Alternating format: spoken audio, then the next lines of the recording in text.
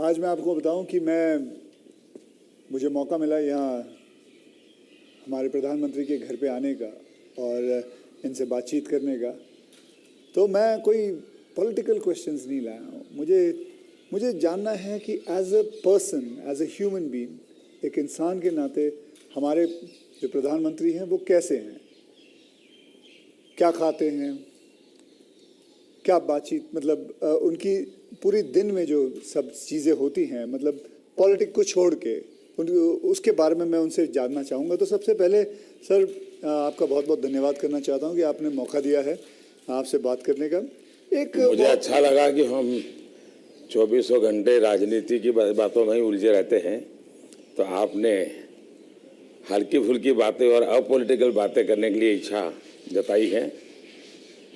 मैं नहीं जानता हूँ दर्शकों को कितनी रुचि होगी, लेकिन जरूर मैं खुल कर के बातें बताना पसंद करूँगा। नहीं, बहुत लोग बहुत कुछ जानना चाहेंगे आपके बारे में, क्योंकि आपके पर्सनल मतलब जो लाइफ होती है, कि जैसे कि मैं आपको बताऊं, मेरा ड्राइवर है, उसकी बेटी, उसने मैं उसको पूछ रहा था कि बेटे तो अगर नरेंद्र मोदी जी को, हमारे प्रधानमंत्री को कोई क्वेश्चन पूछना चाहेगी तो क्या पूछना चाहेगी? तो कमाल का सवाल उसने पूछा कि क्या हमारे प्रधानमंत्री आम खाते हैं? ये भी उसका क्वेश्चन है कि आम खाते हैं, और अगर खाते हैं तो क्या काट के खाते हैं या ऐसे गुठली के साथ खाते हैं? मतलब होता है ना, वॉश बेसिन के ऊपर खड़े होके गुठली के साथ आम खाना, उसका मजा ही कुछ और होता है। तो मैं जानना चाहूँगा कि आप आम खाते हो सर? एक तो मैं आम खाता भी हूँ और आम खाना मुझे बहुत पसंद भी है। अच्छा। और गुजरात में आम रस की परंपरा भी है। वो तो बहुत। लेकिन जब मैं छोटा था तो वैसे तो कोई आम वाम खरीदना वरीदना तो हमारे लिए कोई उस प्रकार की कोई लग्जरी हमारे फैमिली थी नहीं। लेकिन कभी खेतों में चले जाते थे तो हमारा देश का जो किसान है बड़ा उदार रहता है। कोई खेत में आकर के खाता है तो कभी रोकता नहीं है, चोरी करता है तो रोकता है। तो आम के पेड़ पर जो पकी हुई आम थे वो खाना हमें जरा ज्यादा पसंद था। यानी उतारने के बाद पकाया हुआ नहीं, नेचुरल कोर्स में पका हुआ, और फिर पूरा का पूरा। अच्छा, तब तो ये हाइजीनिक की कोई समझ भी नहीं थी कि धोना चाहिए, टिकना करना, कुछ नहीं समझते थे, ऐसा ही अपना कर लेते थे। लेकिन बाद में जैसे जैसे बड़े तो कई वैरायटियों के विषय में जानने लगे, आम रस खाने की आदत लगी। लेकिन इन दोनों मुझे कंट्रोल करना पड़ता है। अच्छा, अभी फिलहाल कंट्रोल? फिलहाल में मुझे सोचना पड़ता है कि इतना खाऊं या न खाऊं। नरेंद्र जी, मैं आपसे ये पूछना चाहूँगा कि आपने कभी सोचा था कि आप प्रधानमंत्री बनेंगे? कभी आपने सोचा था? और सोचा भी था तो कौन से साल में, कौन सी उम्र में आपने सोचा था कि मैं इस देश को चलाना चाहूँगा? कभी ऐसा विचार नहीं है। अच्छा। और सामान्य लोगों के मन में बात गले नहीं उतरती है। शायद जो बन जाते हैं वो सबके जीवन में ऐसा होगा। मैं नहीं मानता हूँ कि यानी कोई एकदम फैमिली ही उसी प्रकार से बैकग्राउंड वाली हो और किसी के मन में इच्छा जगती हो तो बहुत स्वाभाविक है। वरना मेरा जो फैमिली बैकग्राउंड है उसमें तो अगर मुझे कहीं अच्छी सी नौकरी की भी मिल गई होती तो शायद मेरी माँ अड़ोस पड़ोस के लोगों को गुड़ खिला देती कि चलो भाई बेटे को वहाँ नौकरी मिल गई, क्योंकि उससे ज़्यादा हमने तो कुछ सोचा नहीं था, गांव के बाहर कुछ देखा नहीं था। ये तो ऐसे ही यात्रा चल पड़ी और देश मुझे लेता चला गया, तो अपने आप ही बनते चले गए। सब कुछ जिम्मेवारी आती गई। बहुत ही मतलब नेचुरली रहा है इसमें। वैसे मुझे मेरी दृष्टि से, मेरे व्यक्तिगत जीवन की दृष्टि से अननेचुरल लग रहा है। ओके। क्योंकि मेरा बैकग्राउंड, मेरी दुनिया, आज की जो राजनीति का तौर तरीका, उसमें ये सब बैठता ही नहीं जी। मुझे भी आश्चर्य हो रहा है कि देश मुझे इतना प्यार कैसे करता है और इतना सारा क्यों मुझे देता रहता है। जहाँ तक मैंने पढ़ा है आप सन्यासी बनना चाहते थे, या आप सोल्जर या आर्मी में जाना चाहते थे, ऐसा कुछ भी? ये आपकी बात सही है, ये आपकी बात सही है। बचपन में मेरा एक स्वभाव था किताबें पढ़ना, लाइब्रेरी चला जाता था, तो बड़े बड़े लोगों के जीवन पढ़ना ये शौक रहता था। कभी फौज वाले यूनिफॉर्म में निकलते थे तो मुझे बड़ा देखता था, कभी बच्चे की तरह खड़े होकर के सैल्यूट कर देता था, मन करता था कुछ भी। इतने में 1962 का वॉर हो गया, तो हमारे यहाँ से दूर एक महसाना स्टेशन है मेरे गांव से, तो वहाँ स्टेशन पे सब लोग, जो फौज के लोग ट्रेनों में जाते थे, उनका बड़ा सत्कार करते थे, चाय वगैरह, तो मैं भी चला जाता था। तो जाकर के मैं भी वो, तो मुझे बड़ा मज़ा आता था। तो मन पे हो गया कि हाँ, ये देश के लिए जीने मरने वाला रास्ता है। तो कभी उस दिशा में सोचता था। इतने में एक बार मैंने कहीं पढ़ा कि गुजरात में कोई सैनिक स्कूल है, उसमें आप दाखिल हो सकते हैं। तो हमने हमारे उस समय शायद 1 रुपया 2 रुपये से उसका सारा जानकारी मंगवाते थे। अब हमें तो अंग्रेजी आती नहीं थी, तो हमारे मोहल्ले में एक स्कूल के प्रिंसिपल मिस्टर रास विहारी मणियार करके रहते थे, तो मैं उनके पास चला गया।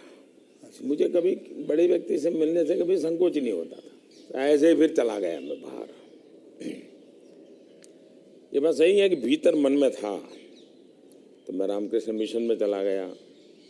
एक स्वामी आत्मस्थानंद जी हुआ करते थे, अभी उनका करीब 100 ईयर उम्र में अभी स्वर्गवास हुआ। तो मैं सीएम बना तो मेरे घर उनको फिर बुलाया मैंने, प्रधानमंत्री बना तो उनके यहाँ चला जाता था। अभी कलकत्ते में अस्पताल में तो 2-3 बार हो आया था मैं। तो वो बड़ा बहुत मुझे प्यार करते थे, समझाते थे जिंदगी क्या है, टिकना क्या है। रामकृष्ण मिशन आश्रम में कुछ समय रखते थे मुझे। विवेकानंद जी जिस कमरे में रहते थे उसमें मुझे घंटों तक बैठने के लिए मौका देते थे। तो ये सारे नए नए अनुभव होने लगे। फिर हिमालय की दुनिया में चल पड़ा, बहुत कुछ भटका, बहुत कुछ घुमा, दुनिया देखी, और ये सब 18-20 साल 22 साल की उम्र में ही करता रहा मैं। लेकिन कुछ कन्फ्यूज़न भी था, कुछ इरादे भी थे, कोई गाइडेंस भी नहीं मिल रहा था, लेकिन मन में सवाल खुद पैदा करता था, जवाब खुद ढूंढता रहता था। ऐसे भटकता भटकता भटकता यहाँ पहुँच गया। तो आपकी लाइफ को मैं अभी आपकी बात में सुन रहा हूँ, तो मुझे लगता है अगर आप प्रधानमंत्री नहीं होते तो जिस हिसाब से आप बता रहे हो तो सन्यासी ज़्यादा लगते थे, मतलब सन्यासी बन जाते थे अगर आप। वैसे मैं क्या बनता ये कहना अभी कठिन लग रहा है, क्योंकि जो सोचा नहीं वो बन गया। वो तो हमेशा होता है, मेरे साथ भी। मैं भी आपको अगर एक किस्सा सुनाऊंगा तो मेरे साथ भी ऐसा ही कुछ हुआ है। मैं क्या बनने वाला था, मैं एक मार्शल आर्ट का टीचर बनना चाहता था, कहाँ मैं फिल्मों में आ गया और फिल्मों में आते आते हीरो बन गया। मैं आपसे क्या, हमारे प्रधानमंत्री जी को मैं ये जानना चाहता हूँ, गुस्सा आता है?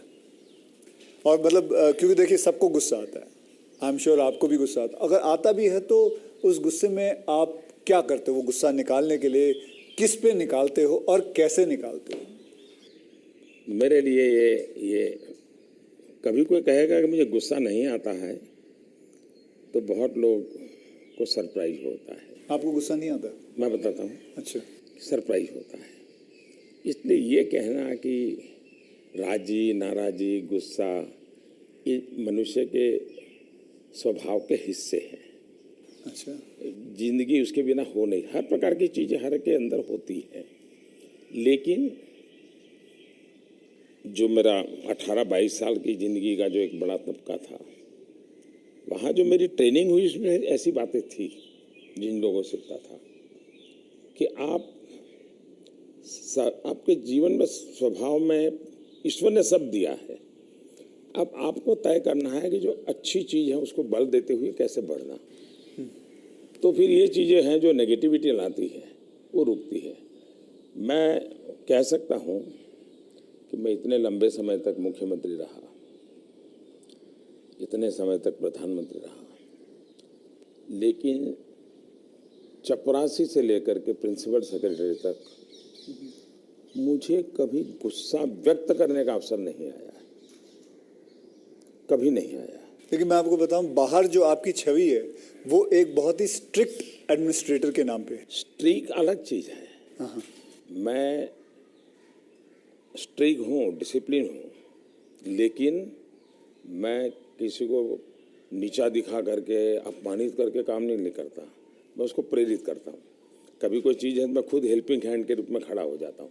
मान लीजिए कोई ड्राफ्ट लेकर के आया, तो एक तो तरीका होता है भाई क्या ले आए हो, दूसरा होता है वाह ऐसा करें ना, ये अपन करें तो कैसा रहेगा, आपको क्या लगता है ये करे तो कैसा होगा। तो क्या होता है मेरी 10 मिनट पहले ही इन्वेस्ट हो जाती है, लेकिन वो मुझे समझ पाता है। तो अगली बार जब वो आता है तो मुझे मेरा समय ही नहीं जाता, वो मेरी कल्पना के अनुसार चीज़ लेकर के आ जाता है। तो एक प्रकार से मैं कोई लेके आता है तो उसमें से सीखता भी हूँ और सिखाता भी हूँ, और मैं अपनी टीम बनाता चल जाता हूँ। तो मेरे प्रेशर हैं, स्ट्रेस हैं, वो नीचे नीचे नीचे डिवाइड होते चले जाते हैं। तो मेरे पास कुछ बचता ही नहीं है। तो मतलब आपको गुस्सा नहीं आता? मैं अंदर तो होता होगा, मैं व्यक्त तो करने से अपने आप को बहुत रोक लेते हो। होता क्या है जी, कभी मान लो एक मीटिंग में आपने गुस्सा कर दिया तो मीटिंग का एजेंडा वगैरह सब छूट जाता है। हर एक के मन पे वो 2-3 मिनट की समय रहता है, वही छाया रहता है, वो बहुत नुकसान करता है जी। तो मैं जैसे मुझे गुस्सा आता है तो मैं आपको बताऊं, गुस्सा एक निकालना बहुत अच्छी बात है। मैं छोटा मुँह और बड़ी बात, मैं आपसे बहुत छोटा हूं, और मैं कहूँगा कि आप है ना गुस्से को जो है अंदर ना रखें, उसे निकालें। जैसे मैं निकालता हूँ, क्या करता हूँ, एक बॉक्सिंग बैग घर पे रखा हुआ है, जितना हो सकता है सुबह 4:30-5 बजे मार लेता हूँ और अपना गुस्सा निकाल लेता हूँ, और फिर थक हार के बस, या कभी समुद्र किनारे चला जाता हूँ और जोर से चीखता हूँ, कोई भी नहीं होता है। नहीं, इसके लिए एक अलग तरीका है। अच्छा, मन की स्थिति के लिए। ओके। एक तो होता है चेहरे पर, बॉडी पे गुस्सा आना और शब्दों में व्यक्त होना। दूसरा होता है आपके इमोशंस को। मैं अपने अंदर एक चीज डेवलप की थी, ऐसी कोई घटना है जो मुझे पसंद नहीं आई है और मेरा मन करता है कि ऐसा क्यों हुआ। कभी होता था मेरे साथ ऐसा क्यों हुआ, कभी होता था मैंने ऐसा क्यों किया, मुझे ऐसा नहीं करना चाहिए था। और कभी ईगो बीच में आता है तो मैं व्यक्त भी नहीं करता हूँ भाई आई एम सॉरी, मेरे से ये गलती हो गई, मनुष्य है।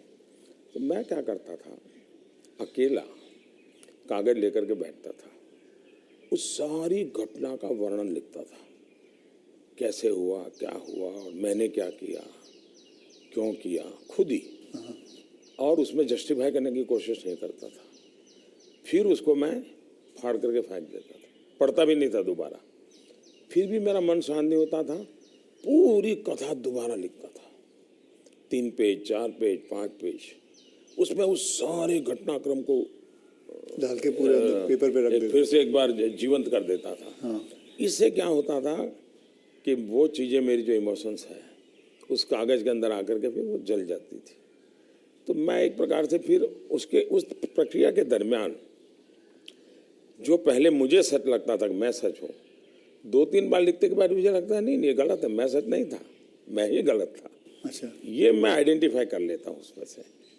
तो मतलब ये आपका तरीका है? हाँ, ये आपका लेकिन अब वो नहीं रहा, इतना समय नहीं है। अच्छा, यानी मैंने अपने आप को ट्रेन उस प्रकार से किया था। से इतना बड़ा आपका घर है, जैसे मैं अपने घर पे अपनी माँ के साथ रहता हूँ, आपका मन करता है सर आपकी माँ, आपके भाई, आपके सारे जितने भी रिश्तेदार हैं आपके साथ घर पे रहें? पहला है कि अगर मैं पीएम बनकर के घर से निकला होता तो स्वाभाविक रूप से मेरा मन रहता है कि भाई सब वही रहे। मैं एक जिंदगी की बहुत छोटी आयु में सब कुछ छोड़ चुका हूँ, बहुत छोटी आयु में। मन नहीं करता माँ, बहुत छोटी आयु में छोड़ दिया। ओके। छोड़ दिया, उसके कारण वो जिंदगी ऐसी थी जो टोटली डिटैच बन गई है। और इसलिए जिसको कहे लगाव, मोह, माया, क्योंकि मेरी वो जो जिंदगी में जो घर छोड़ करके निकल गया था, वो जो ट्रेनिंग हुई वो उस प्रकार की हुई, और उसके कारण एक अवस्था के बाद छोड़ना है तो मुश्किल जाता है। उस समय जब छोड़ा तब तकलीफ हुई होगी, लेकिन अब जिंदगी वो बन गई। लेकिन फिर भी कभी माँ को बुला लिया था मैंने, कुछ दिन उनके साथ बिताए थे मैंने, पर फिर भी जैसे मेरी माँ मुझे कहता है भाई तुम मेरे पीछे क्यों समय खराब करते हो, और मैं यहाँ क्या करूँगी तुम्हारे साथ रह के। मैं अपना चली जाती हूँ, मैं अपने पुराने गांव के जो लोग हैं कभी यहाँ मिलने आते तो बातें होती है, अपनी बातें होती, तुम्हारे साथ मैं क्या बात करूँ। तो स्वाभाविक है किसी का मन मेरे साथ नहीं लगेगा। तीसरा, मैं भी समय नहीं देता, जितने दिन माँ यहाँ रही मैं अपनी शेड्यूल में ही लगा रहता था, तो एक आध बार साथ में खाना खा लेता था। फिर मुझे भी कभी पेन होता था कि मैं रात को 12 बजे आता हूँ तो माँ को दुख हो रहा है कि क्या कर रहा है। मुझे अभी भी याद है, मैं आपसे जब पहली बार आपसे जब मैं मिला था तो मैं गुजरात में आपसे पहली बार मिला था जब आप वहाँ सीएम थे। तो उस वक्त एक या दो मतलब मैंने आपको एक दो चुटकुले सुनाए थे और आपने भी मुझे एक चुटकुला सुनाया था। तो मैं ये जानना चाहता हूँ कि आपका ह्यूमर अब प्रधानमंत्री बनने के बाद इंटैक्ट है? आप मेरे परिवार में मेरी एक विशेषता, मैंने जैसे आपको बताया आपकी छवि बहुत स्ट्रिक्ट है। आपका मतलब मैंने आपके जो साथ में जो काम करते हैं कई लोगों से ऐसे बातचीत करते वक्त वो बातें यार बड़ा काम करवाते हैं, तो वो जो एक बहुत स्ट्रिक्ट एडमिनिस्ट्रेटर, एक स्ट्रिक्ट हेडमास्टर, ऐसा लगता है मतलब हाथ में छड़ी होगी उनके। तो अभी भी आपका ह्यूमर एक बात है, ये जो छवि बनाई गई वो सही नहीं है। अच्छा, वो अलग बात है, सही नहीं है। और कोई ये कहता है कि मैं काम करवाता हूँ, शायद वो सही रूप में एनालिसिस नहीं कर रहे हैं जी। वो ये कहे कि हाँ काम बहुत करना पड़ता है, उसमें सच्चाई है। ओके। लेकिन मैं किसी को दबाव नहीं करता हूँ। लेकिन वो जब खुद मुझको देखते हैं, पहले जैसे ऑफिस से आमतौर पे प्रधानमंत्री 6-7 बजे निकल जाते थे, दोपहर में भी 1-2 घंटे वो ऑफिस में नहीं रहते थे। मैं सुबह से जाता हूँ, देर रात तक बैठता हूँ, तो वो भी देखते हैं कि भाई ये खुद मेहनत करते हैं। तो फिर उनको लगता है कि ये कोई हमसे मजदूरी नहीं करवाते, वो खुद बैठते हैं। तो कोई काम है तो मैं रात को 11 बजे फ़ोन करूँगा, अरे भाई उसका क्या हुआ, तो उनको लगता है ये अभी भी काम कर रहा है। तो एक प्रकार से एक टीम का स्पिरिट बन जाता है, एक वर्क कल्चर आप डेवलप करते हैं। मेरे आसपास में एक वर्क कल्चर डेवलप होता है और वो मैं खुद काम करता रहता हूँ, उसके कारण होता है। स्ट्रिक्टनेस, डिसिप्लिन थोपने से नहीं आती है, क्योंकि मैं जिंदगी मैंने ह्यूमन रिसोर्स डेवलपमेंट में ही अपनी ज़िंदगी खपाई है। आप लोगों को अच्छा झूठ बोल कर इम्प्रेस भी नहीं कर सकते हो लंबे अरसे तक। वो सब देखते हैं आपको कि या बात ऐसी करते हो, करते ऐसे हो, तो आप जैसे हैं वैसे रहो और उनसे काम करिए। हाँ, मैं काम के समय काम में रहता हूँ, इसलिए इधर उधर की बातें समय खराब नहीं करता हूँ मैं।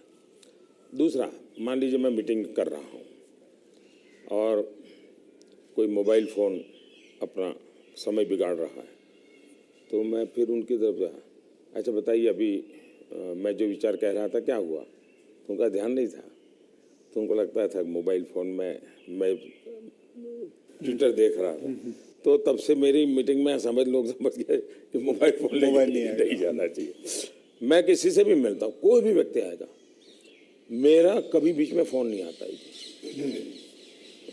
मैं किसी को ये नहीं कहता। मानता हूँ, मैं भी आपसे 2-3 बार मिला हूँ, आपने मतलब इट इज। तो ये मैंने डिसिप्लिन खुद के जीवन में लाया, तो सामने वाले को लगता है कि यार ये टोटली मेरे लिए डेडिकेटेड टाइम था, इन्होंने कोई उपयोग नहीं किया। इन चीज़ों का एक प्रभाव पैदा होता है।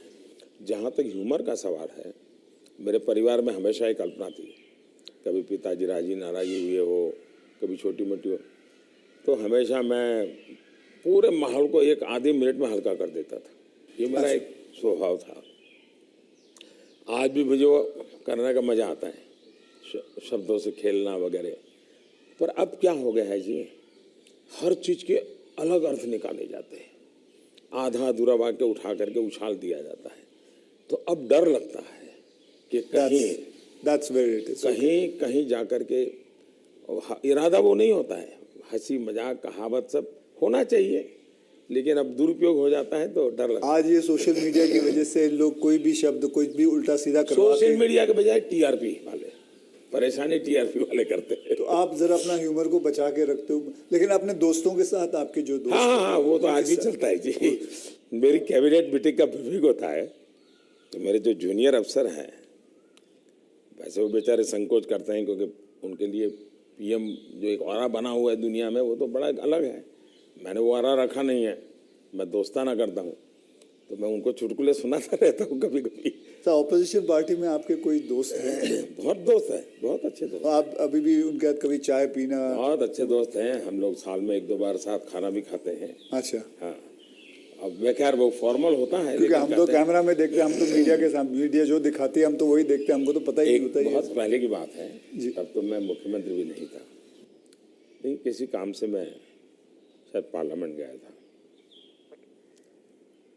और गुलाम नबी आज़ाद और मैं बड़े दोस्ताना अंदाज में गप्पे मार रहे थे। फिर हम बाहर निकलते तो मीडिया वालों ने पूछा, कह रहे यार आप लोग इतने पक्के दोस्त। मार रहे हो, फिर तुम तो बोले आरएसएस वाले हो, ये गुलाम नबी से तुम्हारी दोस्ती कैसे है? हाँ। तो फिर गुलाम नबी ने अच्छा जवाब दिया। हम दोनों खड़े थे, बोला देखो भाई, बाहर जो आप लोग सोचते हो ऐसा नहीं है।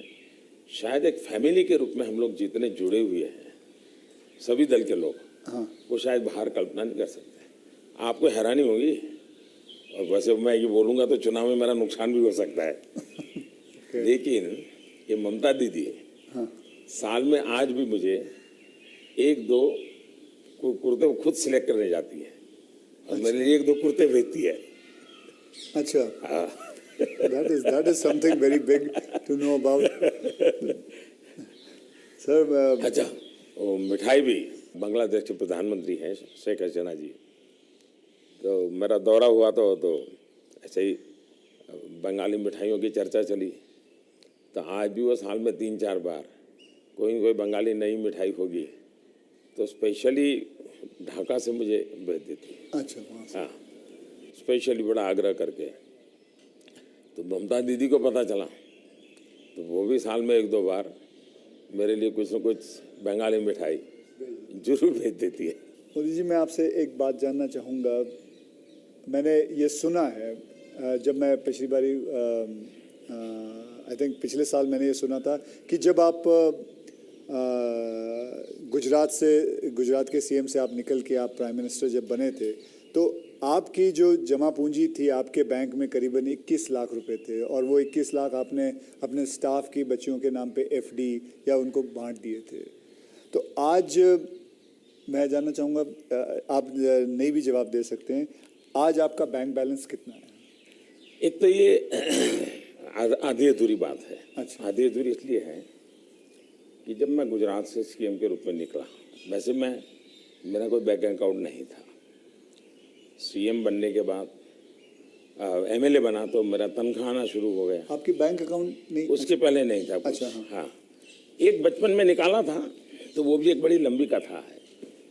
मेरी स्कूल में, वहाँ मेरे गांव में एक देना बैंक का ब्रांच खुला, तो स्कूल के अंदर वो देना बैंक के लोग आए थे।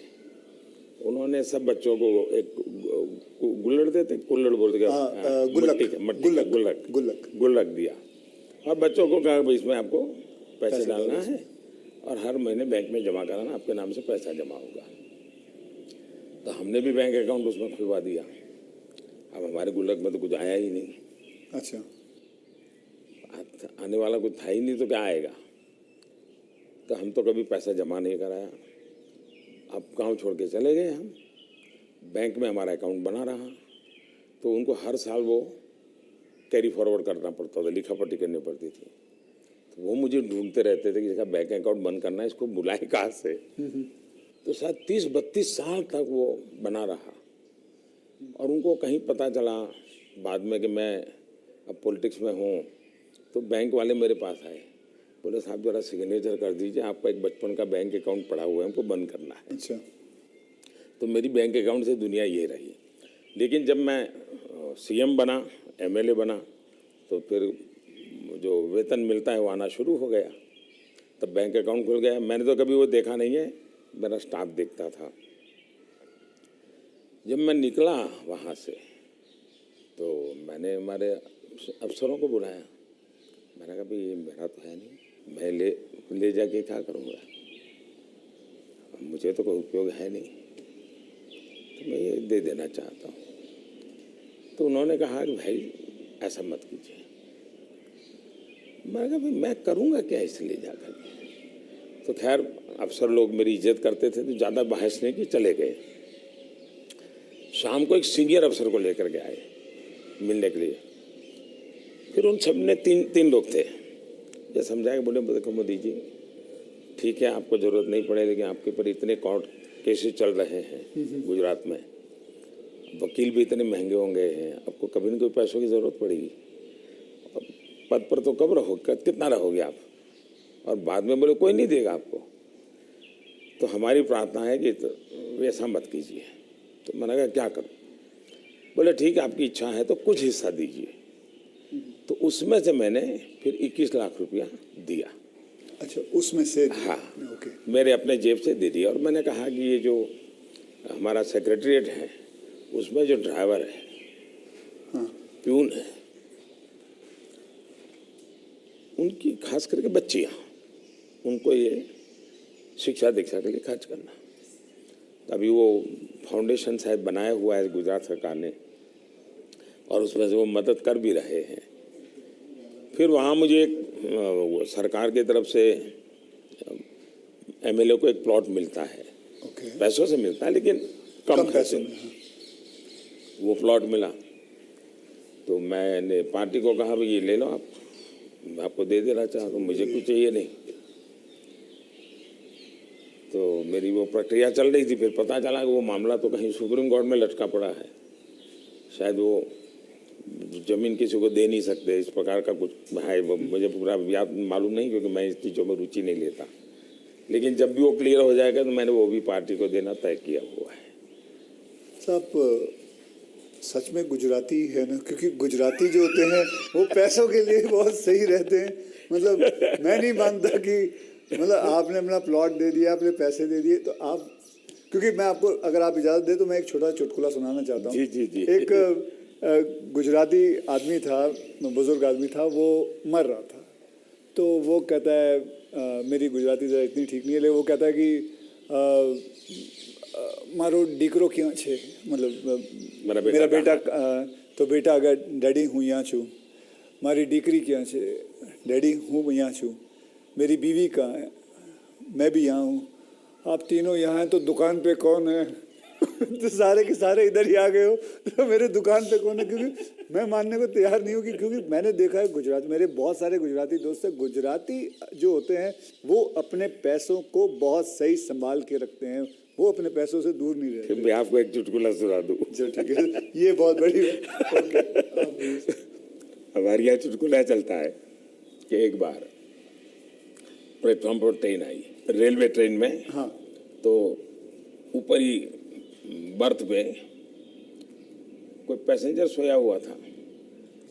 तो उसने देखा स्टेशन आया, तो उसने खिड़की में आवाज़ लगा के बाहर किसी को पूछा कि भाई कौन सा स्टेशन आया? तो उसने कहा 4 आना दोगे तो जवाब दूंगा। तो बोले जवाब की जरूरत नहीं, अहमदाबाद होगा।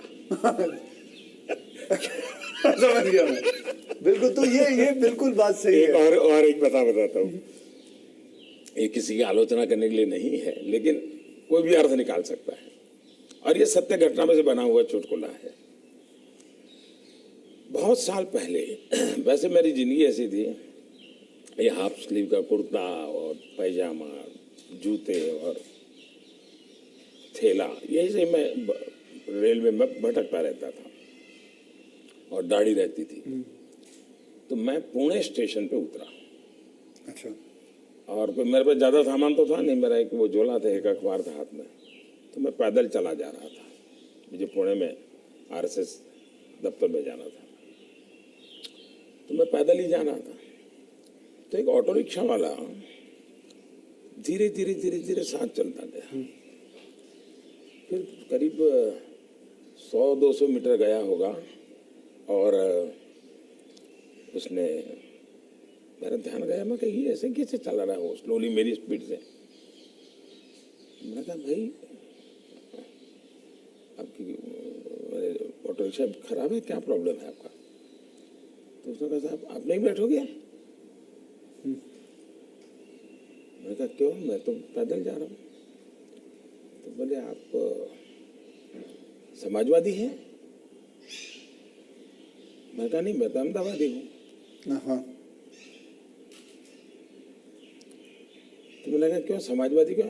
ये बोले समाजवादी लोग, बोले हमारे पुणे के समाजवादी जो लोग हैं वो स्टेशन में पब्लिक के सामने ऑटो रिक्शा में नहीं बैठते हैं, दूर जाके गुपचुप बैठ जाते हैं। ऐसा क्यों?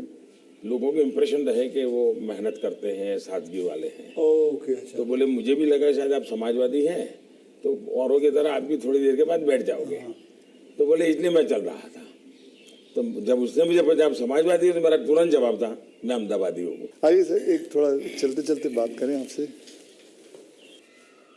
सर, आपसे मैं पूछना चाहता हूँ कि अगर आपको कभी एक अलादीन का चिराग मिल जाए और जिन कहे कि आपके 3 विशेस हैं, तो वो आपके 3 विशेस क्या होंगे? देखिए, अलाउद्दीन चिराग मुझे मिल जाए और सचमुच में उसके पास ताकत होगी जी। तो मैं उसे कहूँगा कि तुम जितने भी ये समाजशास्त्री हैं या जो एजुकेशनलिस्ट हो, उनके दिमाग में भर दो कि भावी पीढ़ी को ये अलाउद्दीन चिराग वाली कथा सुनाना बंद करें कि ऐसा कोई अलाउद्दीन होता है और वो इच्छाएं पूरी करता है। मैंने कहा उसको मेहनत करना सिखाओ। मैं कभी एक्सपेक्ट नहीं कर रहा था आप ये जवाब दोगे। मुझे लगा आप कोई 3 विशेस आप सोचोगे कि क्या है 3 विशेस, लेकिन ये एक बहुत ही सही तरीका है।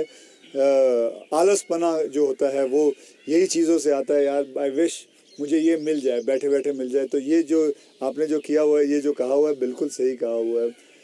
ये मूलतः बाहर से आया हुआ चिंतन है जी, मैंने रिसर्च नहीं किया है। हाँ। ये हमारे यहाँ मूल चिंतन ऐसे नहीं है। मूल चिंतन तो हमारे यहाँ परिश्रम का है जी। हमारे यहाँ ये नहीं है कि भाई ऐसे ही कुछ आकर को कोई दे देगा, ऐसा नहीं है जी। एक ना एक दिन तो सभी को रिटायर होना होता है, आपको भी रिटायर होना पड़ेगा। तो आपने कभी पोस्ट रिटायरमेंट प्लान सोचा है कि आपने जब ये सब कुछ खत्म हो जाएगा, मतलब आप पॉलिटिक्स से संन्यास ले लेंगे, तो आपके आगे जाके आपने क्या करना है? एक बड़ा इंटरेस्टिंग चीज बताता हूँ आपको। जी। हम लोगों की एक मीटिंग थी इनर सर्कल की। अटल जी थे, आडवाणी जी थे, राजमाता सिंधिया जी थी जी। सिकंदर बख्श साहब थे, प्रमोद महाजन भी थे और उसमें सबसे छोटी आयु का मैं रहता था। तो बातें चली, उसमें से ऐसे ही अभी मीटिंग शुरू होना बाकी था, ऐसे गप्पे चल पड़े कि भाई रिटायरमेंट के बाद क्या करेंगे। तो सबने कुछ न कुछ अपना बताया। प्रमोद महाजन इसको बड़ा लोगों को खुद करके निकालते थे। अच्छा, प्रमोद जी की व्यक्तित्व की विशेषता थी, उनका जीवन बड़ा विविधताओं से भरा था। अनेक प्रकार की एक्टिविटी से वो अपने आप को जोड़े रखते थे। मुझे पूछा, मैं कहा मेरे लिए तो बड़ा कठिन है क्योंकि मुझे कुछ नहीं आता है।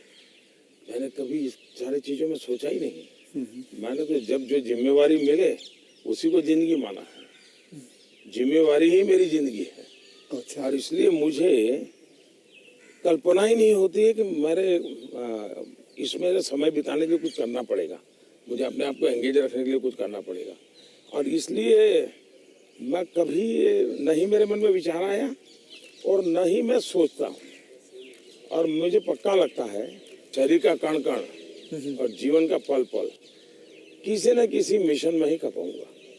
ये आपने सोचा हुआ है? ये शायद सोचना नहीं है जी, मेरे पास इसके सिवाय कुछ मुझे पर कौशल्य ही नहीं है। मैं जिस हिसाब से आप बताते हो कि मुझे लगता है आप जिंदगी में, मतलब जब सीएम से यहाँ जब पीएम बने थे, तो मैं ये जानना चाहूँगा कि सबसे वैल्यूबल चीज़ आप क्या लेके आए थे यहाँ इस घर के अंदर सबसे वैल्यूबल चीज़ आपकी क्या रही थी?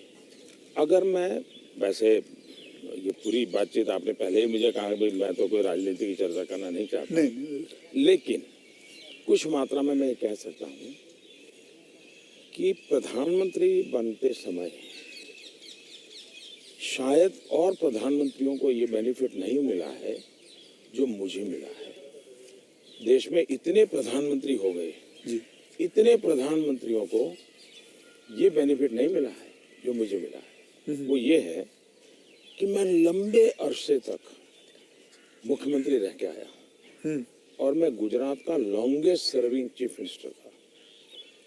चीफ मिनिस्टर होने के नाते आपको बारीकियों से जुड़ना पड़ता है, बारीकियों से काम करना पड़ता है। आपको इश्यू आपके सामने सीधे आते हैं, सॉल्यूशन आपको सीधा करना पड़ता है। ये तजुर्बा शायद मेरे पहले के किसी प्रधानमंत्री को नहीं मिला, इतना सद्भाग्य नहीं मिला।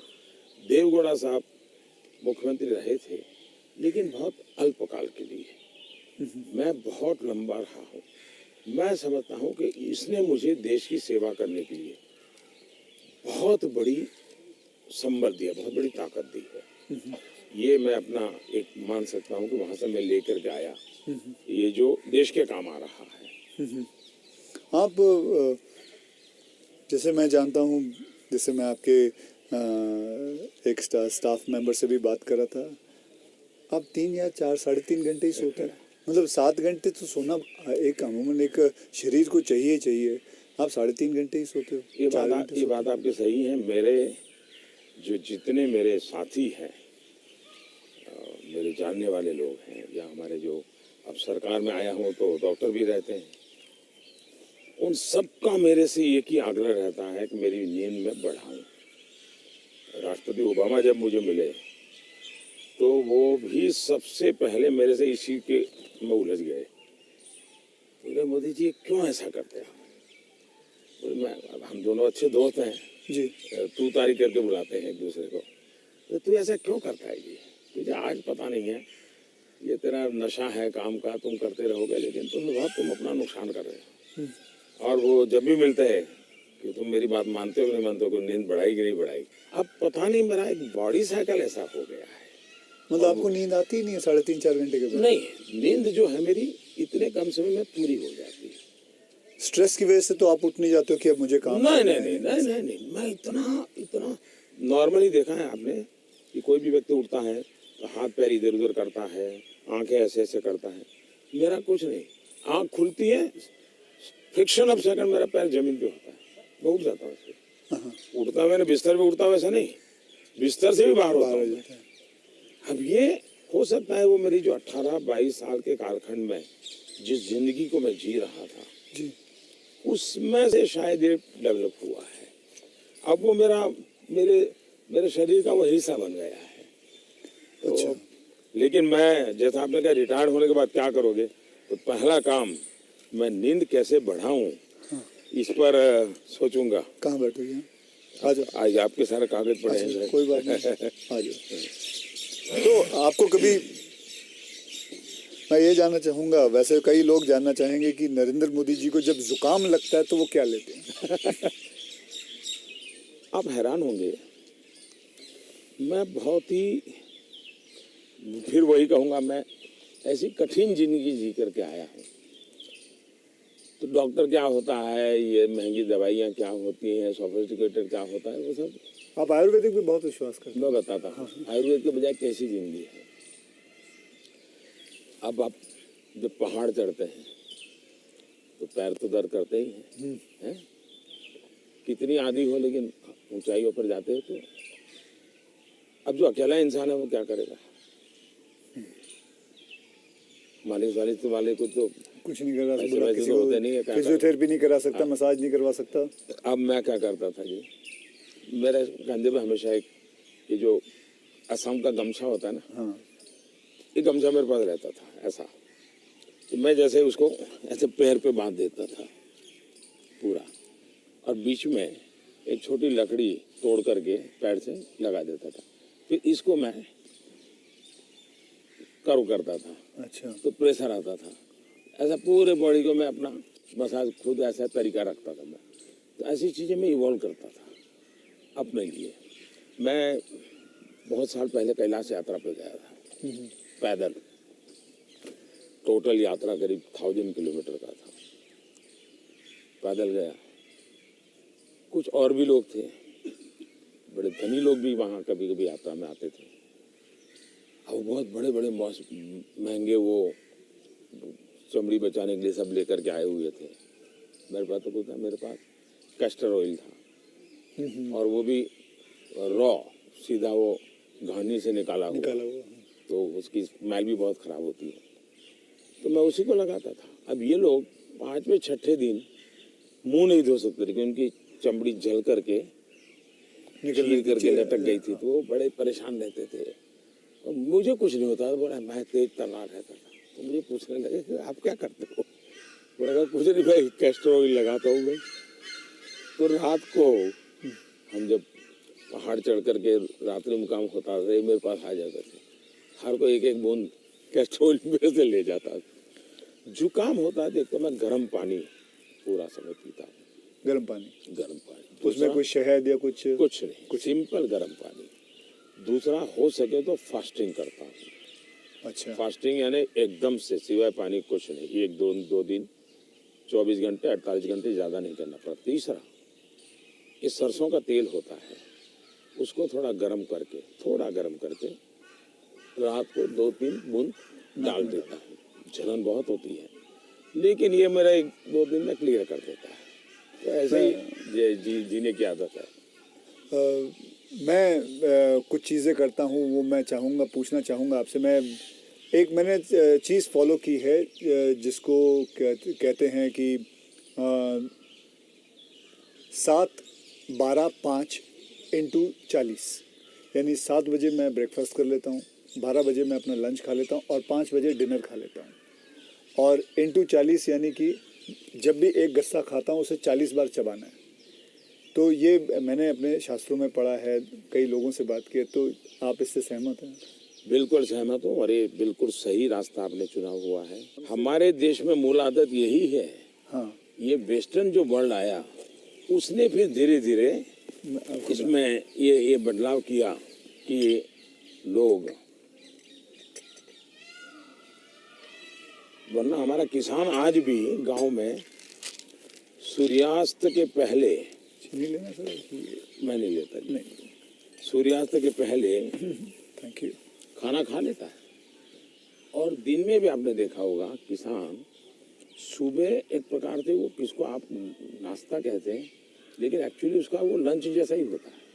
हाँ, वो काफ़ी मात्रा में बड़े बड़े रोटी और सब्जी या चटनी कुछ लेकर के खेत चला जाता। दिन में थोड़ा सा लेकर के उसकी पत्नी सर पे कुछ रख करके जाती है। वो पूरा भोजन नहीं होता है, हाँ, हाँ। थोड़ा होता है। ये आज भी हमारे देश में परंपरा है ये। आपका एक फैशन स्टेटमेंट बहुत बढ़िया है, मतलब दाढ़ी वाड़ी एकदम सही किया हुआ। और मतलब कभी कभी मैं देखता हूँ आप हाफ स्लीव कुर्ता पहनते हैं, ज़्यादा करके हाफ स्लीव कुर्ता पहनते हैं। तो ये जो फैशन, ये जो है, ये जो आपकी जो शेविंग और ये सब, क्या ये मतलब फैशन जो है, ये आपने खुद ने किया है या आपने किसी को? आपने बहुत अच्छा सवाल पूछा। जैसे मैं बहुत स्ट्रीक हूँ, गुस्सा करता हूँ, ये जो एक छवि बनाई गई है, वैसे दूसरी छवि मेरे इन कपड़ों की दुनिया को लेकर के बनाई गई है।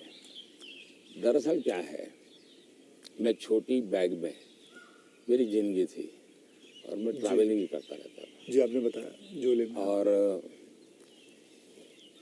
तो मैं देखता था कि एक तो मैं कपड़े खुद धोता था। सीएम बना तब तक मैं कपड़े खुद धोया हूँ। ओके। कभी मैंने कपड़े, तो फिर मैंने कैसे सोचा कि लंबी बाहें रखता हूँ तो मुझे इतना ज़्यादा धोना पड़ता है। दूसरा मेरे बैग में वो जगह ज़्यादा लेता है, तो मैंने खुद नहीं काट दिया था। अच्छा, वो जगह ज़्यादा लेता है इसलिए आपने इसको मैंने काट दिया था। ओके। हाँ, वो बात वो फैशन पर गया जी। ये बात सही है कि मैं ढंग से रहना, ये मेरी प्रकृति थी। शायद एक कारण ये भी था कि गरीबी के कारण कभी कभी इन्फीरियरिटी फील होती थी लोगों के बीच में।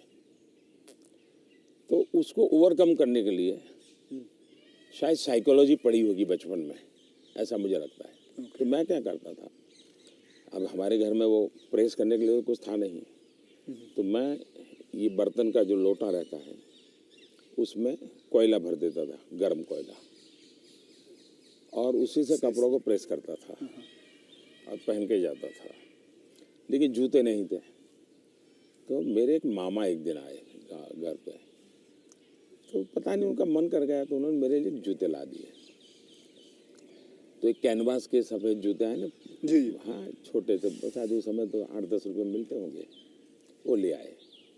तो मैंने देखा थोड़े दिन में तो वो गंदे होना शुरू हो गए। तो मैं क्या करता था, क्लासरूम में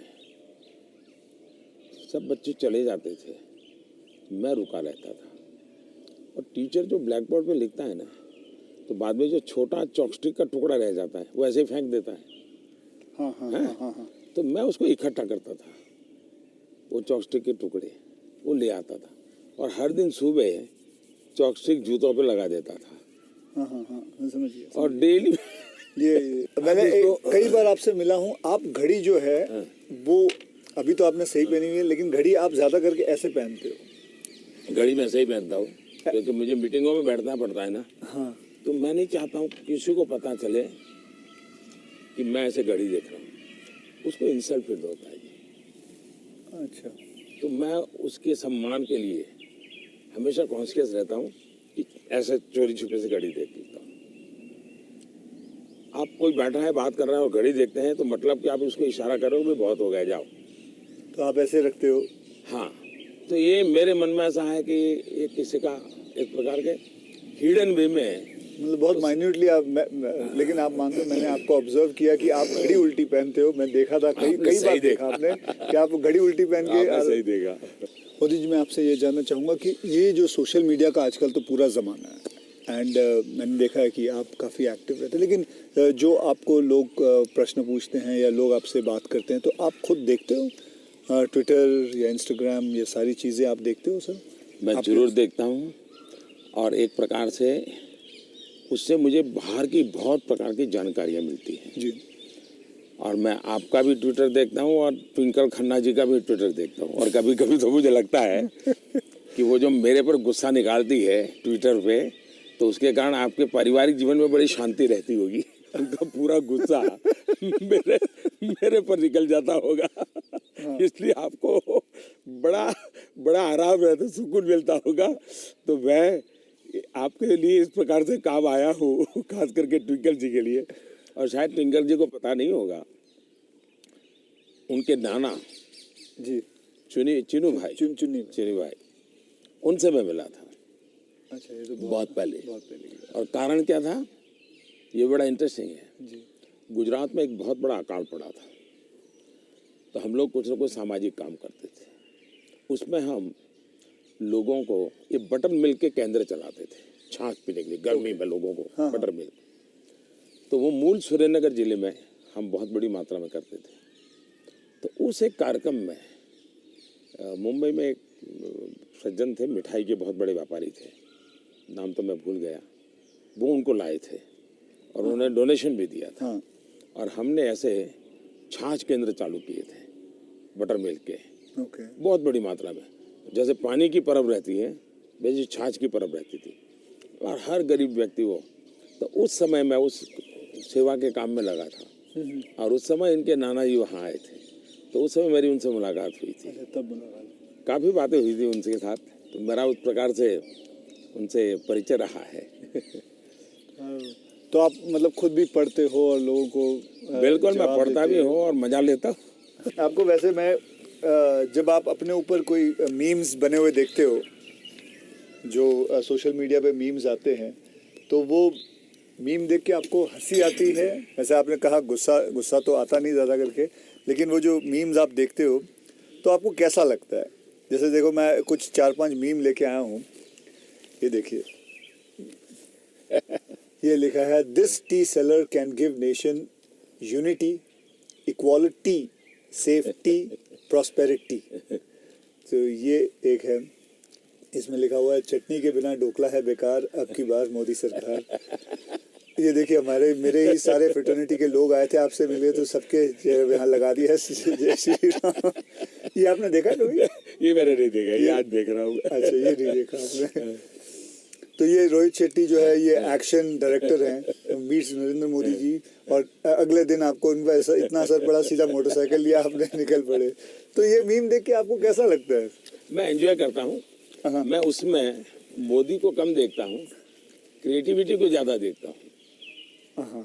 तो मुझे उस क्रिएटिविटी के प्रति, यानी मेरा घोर भी विरोध होगा, मुझे बड़ा मजा आता। क्या बड़े सटीक तरीके से कहा है उसने। मतलब बहुत अच्छी क्रिएटिविटी उनकी है, मतलब क्या सोचते हैं ये लोग, और यूं झटके में सोच लेते हैं। हाँ, फ्रिक्शन ऑफ सेकंड जी। मैं आपको बताऊं, आप और मैं भी बात कर रहे हैं, जब सोशल मीडिया का ये सबसे बड़ा बेनिफिट मुझे ये है कि मुझे कॉमन मैन की जो सेंस है, हाँ, उसकी जो क्रिएटिविटी है, उसका एनालिसिस है, ये समझने में बड़ा। वरना क्या होता है, ये बनी बनाई लोगों की जो परोसी हुई चीज होती थी जी, 5 स्टार फूड जैसा होता था वो, ये एक प्रकार से फुटपाथ पर का जो चने चबेने और पकौड़ा होता है, हाँ हाँ, वैसा सोशल मीडिया का मटेरियल होता है। फिनिश नहीं होता, लेकिन उसमें से आपको सच्चाई हाथ लग जाती है। मैं तो ये वेट कर रहा हूँ जब ये आएगा तो इसके ऊपर भी बड़े मीम्स बनेंगे। हाँ, इसके ऊपर भी बड़े मीम्स बनेंगे। तो आप तो खैर तैयार है। मैं मुझे मेरे लिए पहली बार होगा ये, मतलब। कुछ लोग होते हैं इंटेंशन से आपको चुभेचले करते हैं जी जानबूझ करके। उस समय आपने अपने आप को संतुलित रखने से उसके सारे इरादे फेल हो जाते हैं हाँ हाँ और वो उसकी नींद हराम कर देते हैं। अगर आप उसको रिएक्ट करते हैं, रिस्पॉन्ड करते हैं, तो उसको मजा आ जाता है। लेकिन देखा छोड़ दिया तो उसकी नींद खराब है। मैंने इतनी मेहनत की, इतना मोदी जी के बाल नोचने वाली चीज की, मोदी को कोई हो ही नहीं रहा है, तो वो परेशान हो जाता। हाँ, फिर वो अपना बंद भी कर देता है थोड़ी देर बाद। ये भी बात सही है। बस सर, आपसे बात करके मुझे बहुत बहुत मज़ा आता है। आपसे मैं 2-3 बार पहले भी मिल चुका हूँ और आज मुझे मौका मिला है आपसे वार्तालाप करने का, आपसे बातचीत करने का, तो बहुत अच्छा लगता है। As a human being and not as a prime minister, as a human being you are a lovely person. You are a person जिसने ज़िंदगी में सब कुछ देखा है, झेला है, पाया है और खोया भी है, और सैक्रिफाइस आपकी ज़िंदगी के। मैं ये मेरा एनालिसिस है जो मैं आपसे अभी बात करके मेरा एनालिसिस है कि आपकी ज़िंदगी के आपने बहुत सैक्रिफाइसेस भी किए हैं। So we are glad, I am glad that मुझे ये मौका मिला है आपसे बातचीत करने का। क्या आप मंथली आपकी जो सैलरी में से कुछ आप अपनी माता जी को भेजते हैं? ऐसा है कि हमारी माता जी खुद मुझे देती है आज भी। अच्छा, वो भेजती हैं? आज देती है। जैसे जब भी मिले जाऊंगा तो ₹1.25 वो पक्का मेरे हाथ में देती है आज भी। अच्छा, और वो हमसे कभी अपेक्षा नहीं करती, कभी अपेक्षा नहीं करती, उनको जरूरत भी नहीं है। दूसरा, शायद मैं एक ऐसा मुख्यमंत्री भी रहा और एक ऐसा प्रधानमंत्री रहा हूँ, मेरे परिवार पर का कोई खर्चा सरकार पर नहीं है, वरना बाकियों को परिवार का मेडिकल हेल्प मिलता है सब, मेरे परिवार कुछ लेता नहीं, कुछ नहीं लेता है। मैंने, हाँ, ये बात है, बिल्कुल बिल्कुल। तो ये एक प्रकार से, लेकिन इसका मतलब ये नहीं कि कोई माँ के प्रति लगाव नहीं है, ऐसा नहीं है, लेकिन जीवन ही ऐसा बन गया है कि मैंने अपने आप परिवार, पूरा देश को अपना परिवार बना लिया है, इसी में लगा रहता हूँ, यही काम करता रहता हूँ। मोदी जी, मैं ये जानना चाहूँगा कि आपको, मतलब बचपन में ऐसा कौन सा खेल था जो आप खेलते थे? मैं बचपन में संघ की शाखाओं में जाता था। अच्छा। संघ की शाखाओं में बड़े अच्छे वैज्ञानिक खेल होते हैं। अच्छा। बड़े वैज्ञानिक, जिसमें टीम स्पिरिट आए, जिसमें जैसे एक खेल होता है, ये सब सर्कल में बैठते हैं, फिर जो हमारा लीडर होता है वो पूछता है कि आपकी राइट साइड पे जो बैठा है उसकी एक क्वालिटी बताओ। ओके। अब है तो खेल, लेकिन आपको उसके कारण कॉन्शियसनेस आता है कि हाँ भाई दूसरे के गुणों को देखना चाहिए। अब खेलते खेलते ही डेवलपमेंट होता है इंसान का, और इसलिए मुझे बचपन में संघ की शाखाओं में खेलों के द्वारा टीम स्पिरिट क्या होती है, रिस्पॉन्सिबिलिटी शेयर करना क्या होता है, ये खेल है संघ में, बहुत बढ़िया खेल है। वो परंपरागत खेल है, कोई संघ वालों ने ढूंढे ऐसा मैं नहीं कह रहा, ये बहुत बहुत काम आते हैं। दूसरा, मैं योगा से ज़्यादा जुड़ गया, फिजिकल एक्टिविटी के रूप में कहे तो, लेकिन मैं इंडिविजुअल खेल के बजाय ग्रुप वाले खेल को हमेशा पसंद करता रहा, क्योंकि वो एक प्रकार से आपके व्यक्तित्व को अलग से डेवलप करते हैं। जो इंडिविजुअल खेल होता है वो आपको एक अलग प्रकार का डेवलपमेंट करता है, वो गलत करता है ऐसा मैं नहीं कह रहा हूँ, लेकिन अलग प्रकार का। टीम के अंदर खेलने से अलग प्रकार का होता है, आपको एडजस्ट करना पड़ता है, आपको साथ चलना पड़ता है, आपको किसी की लीडरशिप करनी होती है, आपको सबॉर्डिनेट को संभालना होता है। तो जिंदगी जीने के लिए ग्रुप वाले गेम्स खेलने चाहिए। ओके। इंडिविजुअल कितना ही हम बड़े चल जाएं, लेकिन ग्रुप वाले खेल जरूर खेलना चाहिए, ये मेरा मत रहता है। जी, आपने कभी गुल्ली डंडा खेला है? बिल्कुल खेलता था गुल्ली गाँव डंडा में। खेलते हाँ, हमारे यहाँ गांव में खेलते थे, फिर कंचे खेलते थे। हाँ, लेकिन ज़्यादातर मैं तैरने के लिए चला जाता था, मुझे पानी पसंद था, अच्छा। तो तैरने के लिए चला जाता था।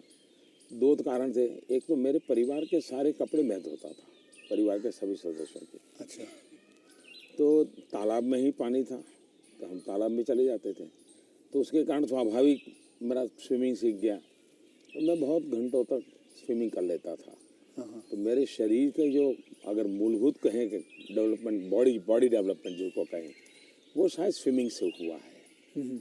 वो गांव वाला स्विमिंग जो जी समझ गया। अपने गांव में तालाबों में, नहर हो गई, तालाब हो गया वहाँ हाँ, उसी में। मुझे अभी याद है आपका, मैंने एक यूनाइटेड नेशन में एक पहली जो स्पीच देखी थी आपकी, आई थिंक 2014 में दी थी। मैं प्रधानमंत्री बना और सितंबर में गया था, सितंबर में गए थे। तो आपने जब आपने इतने सारे स्पीचेस दिए हैं हिंदुस्तान में, तो वो आपका पहला स्पीच था जो वर्ल्ड वाइड पूरी दुनिया। तो वर यू नर्वस? क्या मेरे प्रधानमंत्री नरेंद्र मोदी जी नर्वस थे उस दिन? मेरा प्रॉब्लम ओवर कॉन्फिडेंस का है। अच्छा, उल्टा था? उल्टा था। और हुआ क्या कि मैंने मन में सोचा था कि ये मेरा फ्रेमवर्क रहेगा बोलने का। जब जहाज में यहाँ से जा रहा था, हमारे अफसरों ने मुझे ब्रीफिंग भी किया था। जब मैं अमेरिका पहुँचा तो हमारी फॉरेन मिनिस्टर सुषमा जी, उनकी मीटिंगें ज़्यादा होती थी तो उनको पहले जाना पड़ता है, तो पहले गई हुई थी। तो पहुंचने के बाद ही मेरा कोई दूसरे दिन कार्यक्रम था, तो मेरा नेचर है, मैं होटल से उतरता हूं तो पहले मीटिंग ही कर लेता हूं। तो ब्रीफिंग के लिए सब बैठे थे, तो सुषमा जी ने पूछा कि साहब आपका भाषण वगैरह, मैंने कहा कर लेंगे, क्या है। तो वो अड़ गई। उन्होंने बड़ा आग्रह नहीं कि बोले साहब ऐसा नहीं चल सकता। अच्छा, अफसर लोग बोल नहीं पाते थे मुझसे, किसी ने मुझे कहा भी नहीं था। बोले यहाँ एक्सटेम्पो भाषण नहीं करना चाहिए, बोले लिखित स्पीच होना चाहिए। मैंने कहा मैं तो न किसी को लिखने के लिए कहा है, न मैंने लिखा है, मैं तो हर जगह वैसे ही करता हूँ। खैर काफ़ी दिन हमारी आधा घंटा तक बहस होती रही, लेकिन उन्होंने बिल्कुल पकड़ कर कहा नहीं साहब इसमें आपकी नहीं चलेगी, आपको मानना पड़ेगा। तो मैंने कहा क्या करेंगे ये? तो मैंने कहा मैं अपना बता देता हूँ मुझे क्या बोलना है। तो मैंने वहीं पर उस दिन मैंने कहा इसके आधार पर आप बना दीजिए। फिर वो स्पीच तैयार हुई। अब मुझे स्पीच प्रॉब्लम नहीं था, पढ़ना ये प्रॉब्लम था। मतलब पढ़ना यानी कि पढ़ कर के बोलना, वो मैंने कभी आपको देखा मुझे नहीं। बहुत दिक्कत होती है जी, बहुत दिक्कत होती है। मेरा थॉट प्रोसेस इतना तेज चलता है। तो मेरा वो पहला भाषण जो है, हाँ। वो पढ़ कर के मैं किया हुआ हूँ, यानी एक्चुअली पढ़ रहा हूँ मैं। आपने देखा होगा मेरे हाथ में कागज है। तो ये अच्छा, सबसे पहले मुझे नेपाल प्रधानमंत्री बनने के बाद तो वहाँ भी मैं एक्सटेम्पो बोल दिया था, और वो भाषण आज भी मशहूर है जी। आज भी मशहूर है भाषण। नेपाल में पहला भाषण था। तो एक्सटेम्पो वाला भाषण आपका हमेशा, मैंने कभी वैसे देखा नहीं आपको। तो मेरे लिए फिर वो ये इस प्रकार की जो मीटिंगें होती हैं उसमें ये बहुत आवश्यक हो गया। बाद में मुझे भी ध्यान में आया कि भाई ये देश का मसला होता है, कोई इधर उधर शब्द न चला जाए। तो फिर खैर मुझे उस डिसिप्लिन को फॉलो करना चाहिए। लेकिन मेरे पहले भाषण का मेरा अनुभव ये है। अच्छा, फिल्में देखते हैं? अभी नहीं देख पाता हूँ। लास्ट फिल्म कौन सी? लेकिन मेरे गांव में एक थिएटर था जी। और मेरा एक दोस्त था दशरथ करके, उसके पिताजी थिएटर के बाद सिंह चना बेचते थे। अच्छा। और हम गांव वाले उनको लक्ष्मण भाई थिएटर वाला बोलते थे। वो बेचते थे तो चना से, तो उनसे हमारा परिचय था। तो हम वहाँ जाके बैठते थे, और अगर थिएटर में दर्शक कम है और जगह बची है तो फिर वो थिएटर के बाहर ही बैठते थे। तो मालिक को कह देते कि जरा इन बच्चों को बिठा दो ना। तो फिर वो मुफ्त में हमको थिएटर में जाने का मौका मिल जाता था। वो लक्ष्मण भाई जो सिंह चना बेचते थे उनके कारण। तो मैं और हमारा वो दोस्त है दशरथ, तो हम दोनों जाके बैठ के मूवी देखते थे। तो बचपन में मूवी देखने का यही एक हमारा तरीका था। बाद में तो ज़िंदगी ऐसी बन गई तो कोई मौका नहीं मिलता। लेकिन शायद एक अमिताभ बच्चन जी आए थे जब मैं सीएम था। अच्छा। तो उनका बड़ा आग्रह था एक पा फिल्म शायद। जी बिल्कुल। तो देखने के लिए उनके साथ में चला गया था। एक बार अनुपम जी खेर आए थे, उन्होंने टेररिज्म को लेकर के एक फिल्म बनाई थी, सीएम था मैं, टेररिज्म को लेकर के एक फिल्म बनाई थी, वेडनेसडे शायद, हाँ वेडनेसडे, हाँ, तो वो मैं उनके साथ देखने चला गया था। तो ऐसा कुछ हुआ है, लेकिन वो भी ज़्यादा लेकिन अब पीएम बन के बिल्कुल नहीं, अब तो आपके वक्त भी नहीं मिलता, बिल्कुल नहीं कर पाया, अब आपने बिल्कुल जरा नहीं कर पाया। कि मैंने एक फिल्म बनाई थी, आपको मैंने हल्का सा कुछ बताया भी था पहले कि टॉयलेट एक प्रेम कथा पे फिल्म बनाई थी, और मैं खुद देख नहीं पाया, लेकिन मैंने लोगों को बहुत कहा हाँ वो कि देखो भाई सामाजिक जीवन पर कैसे फिल्में चल सकती है और बन सकती हैं। हाँ वो कमर्शियल हिसाब से मैंने पूरे बनाए थे, बल्कि गाने वाने वगैरह ये माँ पिता सब कुछ उसमें रखा हुआ था, और नहीं, असली कथा पे मैसेजिंग, था। सोशल मैसेजिंग था, वो अच्छा था। हाँ तो लेकिन खैर वो तो मैंने रियल लाइफ में किया था, लेकिन आपने रियल लाइफ में करीबन 9 करोड़ से भी ज़्यादा टॉयलेट्स बनाए हैं, तो ये तो मतलब ऐसा कैसा हो गया जैसे कि आपने जैसे ही आप प्राइम मिनिस्टर बने तो सबसे पहले आपने स्वच्छता के ऊपर बात की, टॉयलेट्स के ऊपर बात की, तो आपको वो डर नहीं लगा कि आप पहली बार मतलब आप प्राइम मिनिस्टर बन रहे हैं और सबसे पहला मतलब द फर्स्ट फ्यू मुद्दा इसी पे रखा हुआ है, स्वच्छता पे रखा हुआ है, स्वच्छता आपके लिए बहुत मायने रखती है? मैं मेरे जीवन में मैंने गांधी जी वगैरह जो पढ़ा है, और कुल मिला के मैं देखता हूँ कि हमारे देश में बीमारी, गरीबी, इन सब की चीज़ों के साथ हेल्थ बड़ा सबसे बड़ा विषय है। लेकिन प्रिवेंटिव हेल्थ के लिए 2 चीज़ें मैं देखता हूँ, एक स्वच्छता और एक फिटनेस। आप अपने शरीर को फिट रखिए, बनाइए, तो बाकी आर्थिक रूप से बोझ बनता नहीं है ज़िंदगी, उस प्रकार से जिए। पर्सनल हाइजीन में तो हमारे यहाँ शास्त्रों के कारण, संस्कारों के कारण, घर में आओ तो पैर धो करके आओ, हाथ धो, मंदिर में जाते हो तो नहा करके जाओ, सब बहुत सिखाया जाता है। सोशल हाइजीन के प्रति हम उदासीन रहे हैं। और भारत जैसा देश दुनिया में, अगर इतना बड़ा दुनिया को देने के लिए टूरिज्म डेवलप नहीं हो रहा है, एक कारण है गंदगी जी। वैसे भी किसी भी समाज के लिए शोभा नहीं देता है। तो मेरे मन में एक बड़ी चीड़ है, और मैंने सोचा इसको एक जन आंदोलन बना देना चाहिए, और देश को गर्व होना चाहिए, हम लोगों को गर्व होना चाहिए कि हमारे देशवासियों ने इस कार्यक्रम को अपना बना लिया। और ये 9 करोड़ टॉयलेट बन जाना, 2014 के पहले 38% रूरल सैनिटेशन था, 98% हो गया। मतलब देश तैयार था, और मुझे खुशी है कि देश ने किया है। मैं तो कौन होता हूँ करने वाला जी, देश ने चीज़ को उठा ली। आप एज अ प्राइम मिनिस्टर आप कभी चिल एकदम आराम करते हैं, मतलब कुछ आराम से बैठ के यूं बैठे गार्डन में सोच रहे हैं, बस ऐसे ही कुछ नहीं, चिल आउट के लिए? मेरी एक आदत है, मुझे अब कर नहीं पाता हूँ, लेकिन मेरा बड़ा स्वभाव रहा है। एक तो मुझे सुबह 5 बजे चाय पीने की आदत है, बिना शक्कर। चीनी में लेता मैंने नहीं, देखा हाँ, चीनी लेता नहीं हूँ। अच्छा, नहीं लेते? मुझे कोई प्रॉब्लम नहीं है, लेकिन आदत नहीं लेता हूँ। दूसरा, मुझे शाम को 6 बजे, दिन में किसी के साथ कटसी के लिए बैठ गया, थोड़ा ले लिया 2 घूंट, तो अलग बात है, चाय की आदत नहीं है। लेकिन शाम को 6 बजे मुझे चाय की आदत है, ऐसा लगता है मेरी बॉडी रिक्वायर कर रही है। लेकिन वो मुझे तब मज़ा आता है, मैं छत के नीचे नहीं हूँ, सीधा आसमान से मेरा संपर्क होना चाहिए, खुले में बैठा हूँ, अकेला बैठा हूँ, और वहाँ आराम से चाय पीता हूँ, ये मुझे बहुत पसंद आता है। और वो जगह कौन सी है? यहाँ भी मैं कर लेता हूँ, और मेरे ऑफिस के उसमें भी कर लेता हूँ। अच्छा। लेकिन जो साउथ ब्लॉक का ऑफिस है वहाँ संभव नहीं है, वहाँ तो एकदम से वो बंद कमरा है। लेकिन ये मेरी पसंद की जगह काम है। दूसरा, एक चीज़ मैंने बहुत की थी, और जो जैसा आपने कहा रिटायरमेंट के बाद क्या करोगे, तो उस काम को ज़्यादा करूँगा।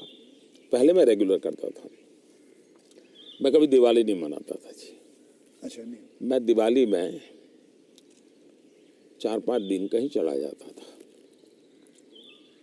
और 5 दिन के लिए मेरी जो रिक्वायरमेंट रहती थी, पानी वगैरह वो साथ ले लेता था, और वो भी मैं उठा के ले जाकर उतना ही। और मैं पहले रिसर्च करके रखता था, कहीं जंगलों में कोई जहाँ इंसान न हो, लेकिन पीने के लिए शुद्ध पानी अवेलेबल हो, ऐसी जगह ढूंढता था, और वहाँ जाके मैं रहता था। कभी पेड़ के नीचे, क्या कोई खंडहर कोई मिल गया तो उसमें पड़ा रहता था। अच्छा, उस समय मेरे में तो टीवी वगैरह तो थे नहीं, रेडियो भी मैं साथ नहीं रखता था, ना अखबार, न कुछ नहीं, कागज पेन भी नहीं, किताब भी नहीं, कुछ नहीं। और 5 दिन मैं ऐसे ही अकेला रहता था, प्रकृति को देखना। एक प्रकार से मेरा वो कार्यक्रम का नाम था, मैं मुझसे मिलने जाता हूँ। ओके, मैं मुझसे मिलने जाता हूँ, ऐसा है मेरा। वो मेरी जिंदगी में बहुत बड़ी ताकत देने वाली चीज़ है।